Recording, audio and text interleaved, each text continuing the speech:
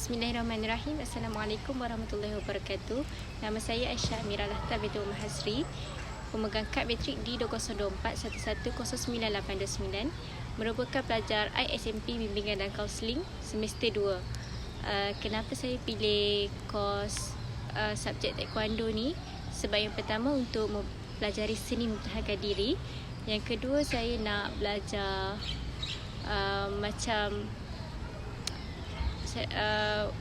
belajar tu di samping untuk meningkatkan kesejahteraan diri.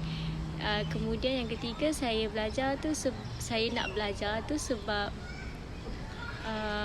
untuk tingkatkan pembangunan diri saya. Sebab kan taekwondo, seni mempertahankan diri ni kebanyakannya dia menekankan aspek disiplin yang tinggi lah. Itu saja kot. Sekian, terima kasih.